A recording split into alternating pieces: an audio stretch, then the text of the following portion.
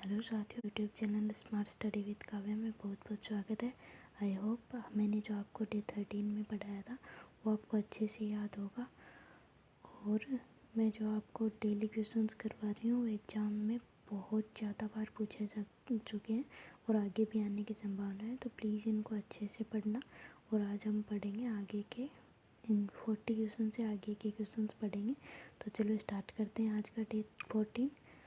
राजस्थान का खजुराहो किसे कहा जाता है? किराड़ू। बाड़मेर को राजस्थान का खजुराहो कहा जाता है। मेवाड़ का खजुराहो किसे कहा जाता है?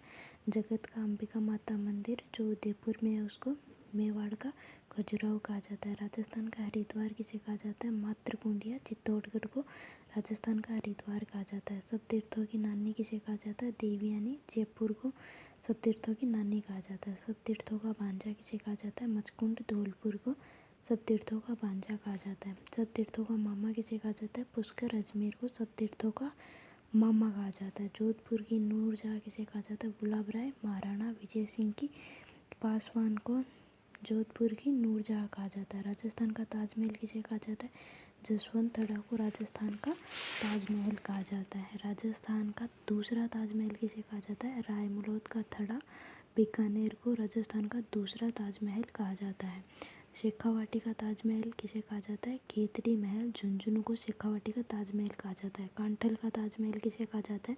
काका जी की दरगाह है जो प्रतापगढ़ के अंदर है, उसे कांठल का ताजमहल कहा जाता है। मारवाड़ का गांधी किसे कहा जाता है? अशोक गहलोत को मारवाड़ का गांधी कहा जाता है।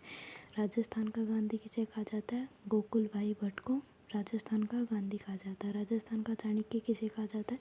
हरदेव जोशी को राजस्थान का चाणक्य कहा जाता है। गांधी जी का पांचवा पुत्र किसे कहा जाता है? जमनालाल।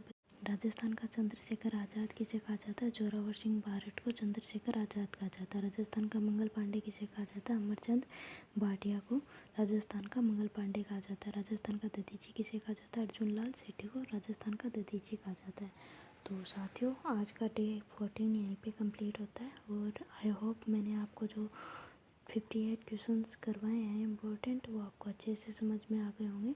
अब हम कल डे 15 में कोई नया टॉपिक स्टार्ट करेंगे।